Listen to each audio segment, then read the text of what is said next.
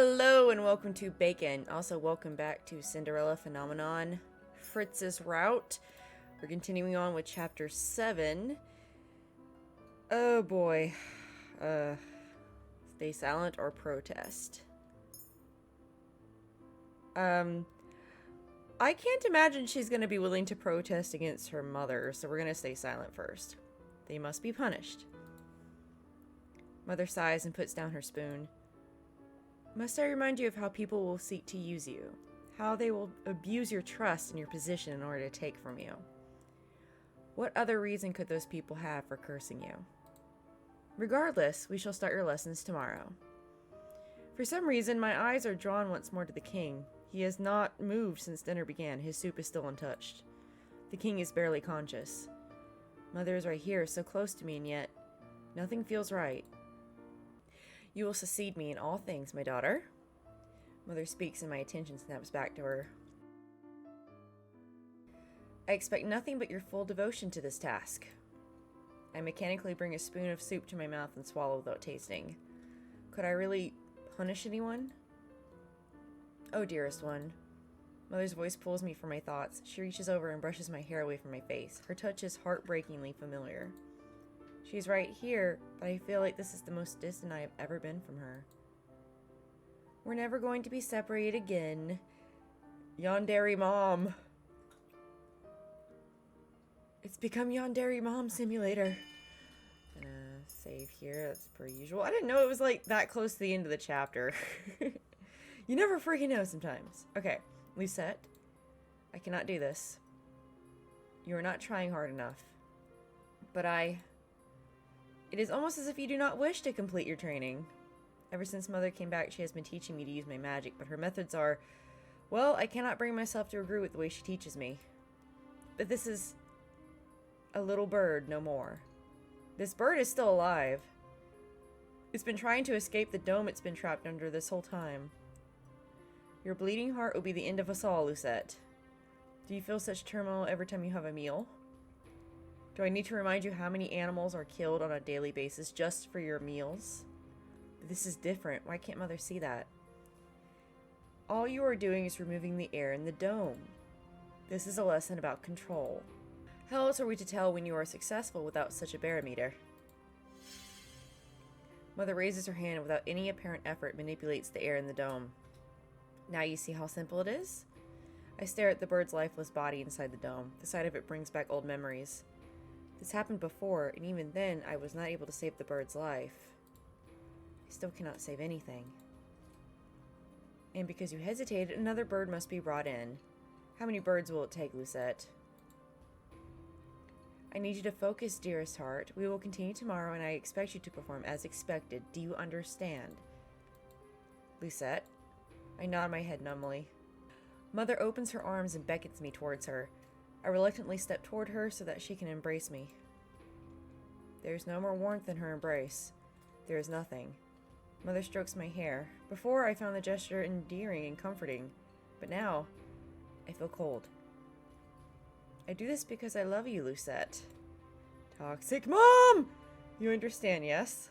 I mean, we already knew that, but still, this is crazy. The words I want to say are trapped in my throat. I can't. Mother pulls back a questioning look in her eyes. Say you love me, darling. Of course I love you. I do love her, but things are different now. I cannot deny who she is or what she can do. Mother sighs heavily before releasing me and turning around. Varg. The door opens and Varg steps inside immediately. He kneels before us. Your Majesty, take my daughter back to her room, as you command. Varg rises and bows before going to hold open the door for me. Princess. Good night, Mother. I curtsy and follow Varg out of the throne room. Ever since Fritz disappeared the day I woke up, he has not returned. The hope that he would return and that Varg would be destroyed is slowly disappearing. Every morning I wake and find Varg standing outside my door. I become more disheartened. I look at Varg's back as he walks in front of me. How am I supposed to bring Fritz back? Varg is only getting stronger each day. At this rate, Fritz will... Adiuva. You know that will not work on me anymore, Princess. Fritz used to come when I said that word, but I no longer see any signs that he hears me. Worried about your night? Let me tell you something that might lift your spirits then. He's not gone. What? He doesn't think he can afford to lose. He's not giving up control without a fight. Thought you might want to know. Why are you telling me this? You haven't been yourself the past few days. But why do you care? Oh. Varg stops and turns to look at me. He's looking at me the same way Fritz always does, with gentle acceptance. I could almost believe I'm looking at Fritz and not Varg. I've been asking myself the same question. I know these feelings for you aren't my own, and yet... Feelings for me? I guess his emotions for you are too strong. It's rubbed off on me, and now I'm stuck caring about you too. Varg's expression changes, a subtle sadness creeping into his eyes. Stupid. We both know who you'll choose when the time comes. What? Varg smiles, but it is devoid of any cheer. He turns around and continues walking without waiting for me. Hurry up, princess. The rest of our walk is silent. The night is deep, dark, and gentle. Does Varg think that Lusette's gonna pick him if given the choice? Because it's pretty obvious which one of the two she prefers at this point. It couldn't be any clearer, honestly. The night is deep, dark, and gentle, but I cannot find peace or sleep in the all-consuming silence. It's been 2 weeks since Mother's return, and 2 weeks since I've been able to sleep through the night. Most of my days are spent at Mother's side. When we aren't patrolling NGL, she is teaching me how to use the Tenebrarum, readying me as her successor. Every day it only becomes clearer to me that the kingdom is suffering. The people fear and hate us. It is even worse than it was before. Mother is cruel to everyone, even though I have yet to see them do anything wrong. Is this why Father hated her? Your Highness, I beg your forgiveness. My child was not watching where he was going. The man's son had wandered out in front of us. The soldiers' horses would have crushed the child if the man hadn't pushed him out of the way.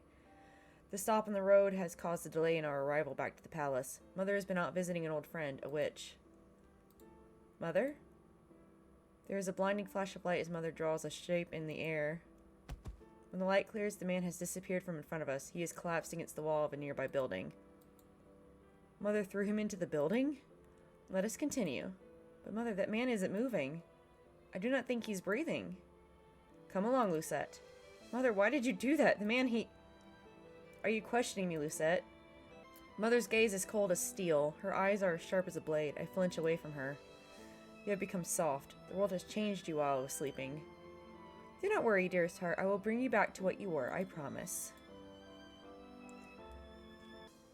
Mother smiled at me then, the same smile she would always give me when I was a child. I used to be comforted by the sight of it, but now it terrifies me. And the king... I choked down the lump in my throat. He is gone. He speaks, he eats, but he is not here. If it were not clear in his actions, it is clear when I look into his eyes. He is right there, and yet I miss him. The frustration makes me restless. I stand up so that I can make my way toward the window and stare outside. I am being ridiculous. Why should I miss him when he has been nothing but neglectful? I kind of question that too, but I also kind of get that you're just really, really sad, and you're kind of like, yeah, things weren't that bad, I guess. Goodness. At least they were a lot better than they are now. That doesn't necessarily mean that the situation you had before was ideal, nor fair, nor okay, just because it was better than the situation you have right now, at least in my opinion. But I understand having that nostalgia and suddenly wishing it could be back to what it was, because even though he wasn't always respectful of her, and even though he made it clear he didn't care enough to want to fix things without extreme prompting, and even then, like Rod's route, he didn't even bother at all. I can understand why she would be really sad and just wanting that back. Even though it wasn't perfect, it was still 1,000 times better than what it is right now. And who knows, maybe now she's had all these experiences, she's probably also thinking along the lines of like, maybe there were ways for me to fix things now so that they aren't so miserable for everyone, including myself. So, but there's no way to do any of that because they can't just go back. You know, you can't just fix things now. I had forgotten how he stopped caring about me when he invited his new family into the palace. He treasured them in his kingdom more than he ever loved me. He never valued me. And yet I would give anything to go back to how things had been. The weight on my shoulders and in my heart is overwhelming. The feeling only worsens when I turn my thoughts to another person. Fritz. With a sigh, I lean my forehead against the cold glass of the window. Varg said that Fritz is still fighting, so he must still be in there. How can I help him? Fritz? Before I can turn around, someone clamps a hand over my mouth. The rest of my words are muffled. Long time no see. That voice. Jurian! Hello! That's right. Remain calm, princess. I, Jurian, have come to save you! Like Jurian. She slowly lowers her hand. I turn around and stare, surprised to see her in my room. What are you doing here? She smiles and some of the weight in my heart lifts. We're on a rescue mission. We? You're just now on a freaking rescue mission? At that moment, a man sidesteps into the doorway, his footsteps cautious and soft. Now? Why not before? Now it's like almost impossible for you guys to be able to get out properly. This is not going to go well. Why didn't this happen earlier? Garland? He does not turn completely, but cranes his neck to give me a soft smile. Glad to see you're safe, princess. I can barely believe the two of them are standing here. If you guys had done this sooner, the revival wouldn't have happened. It has been so long. We apologize for being late. Better have a good excuse, my good gravy. We have been trying to get into the palace for the last few months, but a powerful shield has been keeping us from entering. Okay. Okay. That makes a little more sense. Lady Parfait could easily destroy it, but it would have meant destroying the palace as well. The last thing we want is to cause a panic among the people. Why would it have destroyed the palace, though? It's a shield. Would it have, like, come crashing down on the palace like glass shards or something? Are they going to explain? Let's find out. Mithras and Varg are crafty. They have been watching over the palace like hawks. And it was difficult to speak with Prince Ra when he was being watched around the clock. We needed more time to make sure our rescue mission would not fail. Then how did you find a way inside? Lady Parfait managed to find a weak spot in the shield, but it's thin and only allows a few people into the palace at one time. Gar and I know this place better than anyone. That's why we're here to rescue you. Delora and Lady Parfait wanted to come, but the shield easily detects witches and fairies. But they're waiting for us at the Marching Princess. Was I meant to escape with Rod and Emmeline before? Yes, that was the only other plan we had, though it didn't go as expected when someone caught whiff of their plans and sent Varg out to kill them. So they tried to save me before and failed. Okay. That makes a little more sense. It makes me feel a tiny bit better about things. You were not supposed to be here. Why did you come for me? That seems a little hateful, so we're gonna go with this one. They look at me, their expression baffled. What?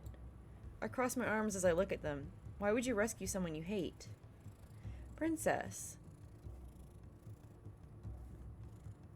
Everyone enjoying some kitty cat ASMR being provided by the one and only Ashes, who turned 14 recently. And I forgot to close the door on because she keeps interrupting every recording that I make now. Oh, that was the right one. Awesome. Of course we'd come for you. You're part of the Marching after all. What? Jurian looks at me seriously. Let's go.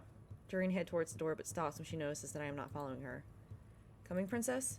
How can the Marching take me back after everything I have said and done?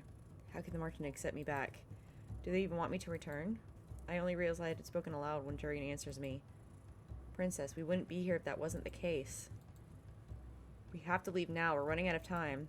I can think about this later. I nod and follow them out of my room. Jurian leads the way and I follow after her. Garland brings up the rear, his eyes alert as he constantly surveys our surroundings. I just had another thought. Okay, before Varg, on the Varg thing where he's like acting like he knows that or indicating that she's gonna choose him. He knows that his feelings come from Fritz, and she is clearly for Fritz. He's not dumb. So, it just feels, I don't know. It feels a little forced, I guess. Maybe not even forced. That may not be the right word for it. It just feels a little out of place. That he is so confident she'll choose him. If that was what was really going on. Jurian leads the way and I follow after her. Garland brings up the rear, his eyes alert as he constantly surveys our surroundings. The night around us is cold and still, but the quiet only makes me more anxious. Varg usually appears in situations like this. Is he not here? And I feel so useless having to be rescued like this. Garland reaches out to place a hand on my shoulder. We're almost out. I nod, not trusting my own voice. Garland stands at attention as we continue slowly moving forward. Eventually, a figure moves to block our path. And what is this? I cannot move. Jurian and Garland, however, already have their swords out. The deadly metal glitters in the gray glow of the moon. Wow, I haven't seen Garland look mad like that. Oh, Mithros. Uh-oh. And here I thought the fairy had given up. Well, we're all doomed. It was nice knowing you guys. Mithros. Her voice is a low growl, which is not what I conveyed at all. It is so full of malice, which I also didn't convey. It makes the hairs on the back of my neck stand on end. Let us pass. And if I did, where would you be taking the princess? Jurian's shoulders tense. Garland glares at Mithros from behind her. I could lie, but it would also be easier just to kill you. It's bloodthirsty as ever. I love you, Jurian. But unfortunately, I cannot allow your mischief to continue. If you hurt these two, I will... Sir Mithros has just begun to raise his hand when Jurian darts forward, his sword gleaming as he raises it to slice his arm. Sir Mithros howls, falling hard to the ground as he curls in on himself to cradle his injury. Go, quickly. The remaining quiet is all but shattered as we run away from Mithros. Though he is in pain, I can still hear his voice call from behind us. Do not think this will be so easy, princess. I ignore him and keep running, not daring to look back. We've been running for a while now. My legs are beginning to go numb. Only a little longer, princess, and we'll be out. You're doing well. I can do no more than nod as I force myself to keep running. I am pathetic. I am slowing them down so much. There, I can see the exit. Watch out. Jurian falls back to evade the explosion and bumps into me in the process. Moments later, however, she is once again standing at the ready with her sword. Garland sets his hands firmly on my shoulders to help me regain my balance. What was that? A familiar face emerges from the smoke, her expression cold. Lucette? Mother? I didn't want to believe Mithros, but here you are. Princess, get back. Mother turns to face Jurian and Garland, her expression full of contempt.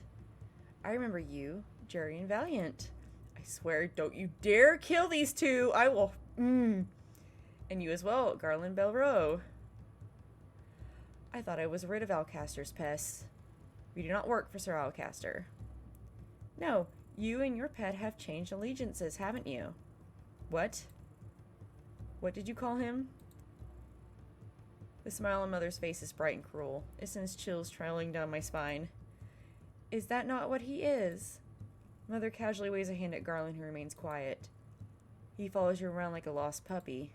He is so desperate for a scrap of affection that he would do anything for you, regardless of his own pride. It is admirable how well he knows his commands. Stop it. Come, Garland. Sit, Garland. Good boy, Garland. Shut up. Jurian, don't. But his words come to... Oh no, don't dare! Oh no, she's gonna kill him! Jurian rushes forward. We already know that they're okay with killing people. Her body nothing but a blur, her teeth bared in savage hatred. No, Jurian! Jurian is fast, but Mother is faster. She raises her hand and sends Jurian back with a terrible flash of light as Garland catches her. And you defend his honor as if he were some poor maiden. How pathetic. Garland's voice is soft as he steadies Jurian. Jurian, please. She's just trying to get a rise out of you. I know that. Jurian throws his hands off, a murderous look in her eyes as she glares at Mother. Mother remains in the same place, smiling that terrible smile of hers.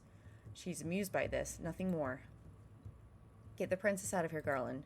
What are you saying? I'm not leaving you here. Once she's safe, come back for me.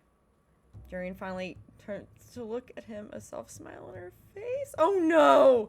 Trust me, Lan. Please don't let her die. Please don't let her die. Please don't let her die. There is a long moment of silence as the two gaze at each other. Unspoken words pass between them, and eventually Garland caves. Alright.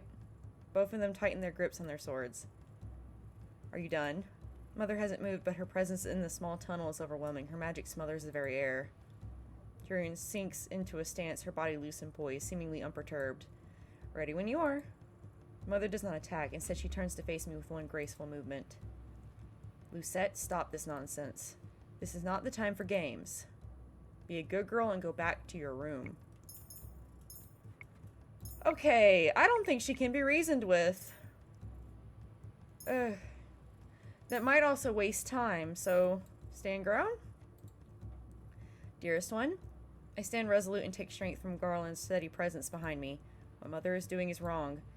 What she wants isn't right and has never been right. What she's done to the king, what she's done to Angiel, how am I meant to look at her the same way? My voice is quiet when I finally speak. No. What? I take a deep breath and look her in the eyes. No, I will not return to my room. Mother's expression is unexpectedly calm as she looks at me. My own daughter would choose these traitors and liars over me. Is my love so inconsequential to you? Oh, it was the right one, yay! Has she ever truly loved me? Mother, if your love is what love is meant to be, I do not want it. Tell her, or think it really, really hard at her. Mother is not who I thought she was. When I look at her now, all I can see is what she truly is. Evil. Clearly you have become corrupted during my absence. I suppose it must be the work of the infernal fairies. Never mind. Once I have destroyed each and every one of them, you will return to me, my daughter. She raises her hand and light curls around her fingers, but before she can cast her spell, Jurian is at my mother's side. Jurian's sword glints as it slices through the air, and then Mother's close. Go. Princess, come on. But Jurian, if we leave her alone, Garland pulls me away from my mother and Jurian as their battle begins. I hear the dull clatter of metal as we run, and can see the flashes of light even as we escape back the way we came. Garland. We have not gotten far when I force Garland to a stop. Garland! It's only when I grab his shoulder that he stops and turns to look at me. Princess? We cannot leave her there.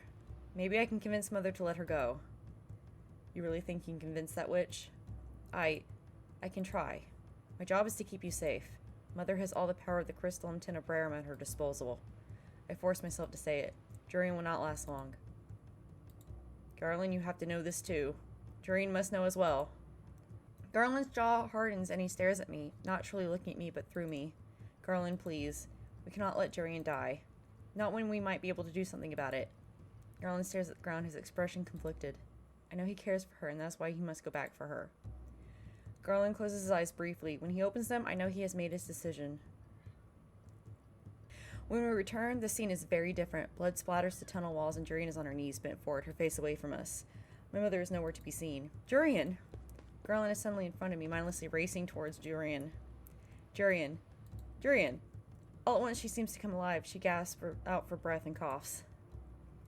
Garland, what are you doing here? I told you to. Her voice wavers as Garland crouches down in front of her. He folds himself around her and pulls her gently to his chest. His eyes are shut tight as he buries his face in her hair. Jurian chokes back a sob as he reaches up to hold him tightly. I exhale in relief. Both of them are alive and safe. Well, not entirely safe. That blood could be hers, after all. You idiot. I told you to get her out. The princess gave me permission to disobey an order. He lifts his head to smile back at me. She outranks you, Jurian, at least as far as titles are concerned. Karin slowly guides her to her feet. What happened? The queen disappeared and Jurian suddenly stops. We hear at the same time, a terrible ripping sound like the air itself is being torn. I see the slither of shadows and unnatural light in the darkness, and suddenly I realize what is happening. My panicking mind is only able to process everything that happens in slow motion. Mother appears behind Jurian, poised to strike. I see the horror in Garland's eyes, and acceptance and determination. I try to cry a warning, anything, but I can barely breathe. Garland pushes Jurian towards me and out of the way as he rushes my mother. Oh my good gravy! At the same time Garland pushes forward, Mother holds out her hand. It takes only a single heartbeat for her to plunge it into Garland's chest! What?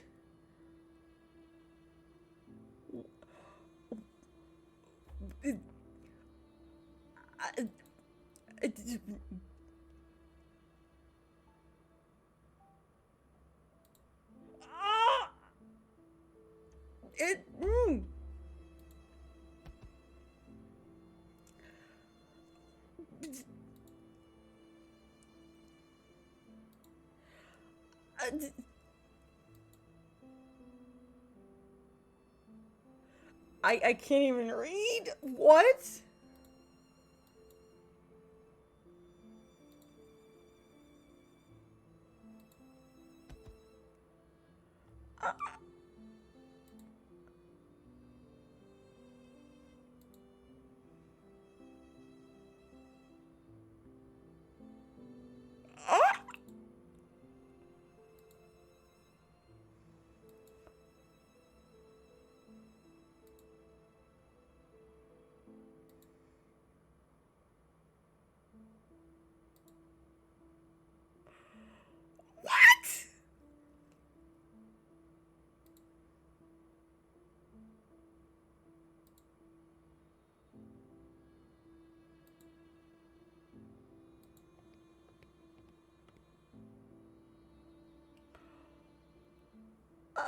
make my way slowly toward her. It is like wading through slow... I can't even...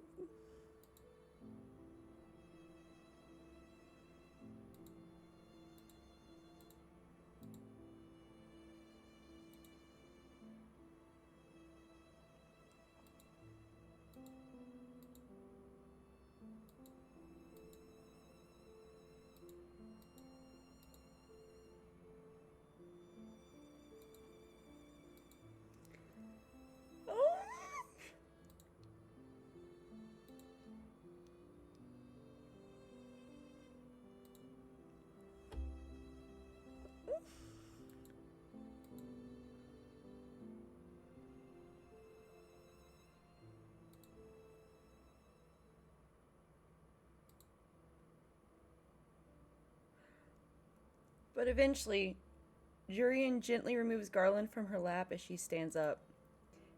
She takes his sword as she presses her hand to his face one last time. Then she turns and walks away from Garland's body with his sword clutched tightly in one hand. She grips her sword in the other. It takes all that I have to keep up with her. Jurian, this is all my... Not now. Her voice is quiet and all the more disturbing for it. This is all my fault. Lucette, Jurian, Waltz? What is he doing here? I don't even have words at the moment.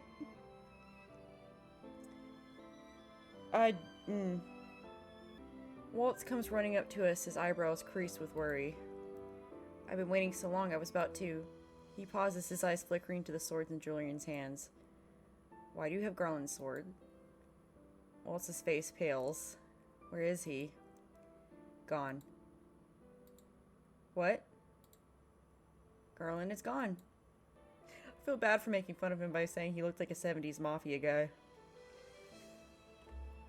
Her hands tighten on the swords she holds. For a few moments, her shoulders slouch, but then she turns away abruptly and continues walking. Let's go. Waltz turns to me. They said it was going to be a simple in and out, so I let them go alone.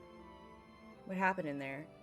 I don't know what you're like as an adult. Apparently you have like magic and stuff like that, but as a kid, in every route so far, including this one, you have not proven to be a ton of help, to be fair. The most you could have done is maybe distractions, which would not have helped with Mithros, which would not have helped, which definitely would not have helped with Hildur. So, I don't know what you could have done other than to alert the enemy and then not be able to trick them. And you would have ended up dead too. What happened in there? What do I say? Well, we all know she 100% feels like it's her fault, so... But I need a second, so I'm gonna actually stop things here. Thank you guys so much for joining me. I am Bacon, and this so far has been Cinderella Phenomenon, the worst route ever. If you like the video, feel free to like the video. Press F in the chat. Okay, bye-bye.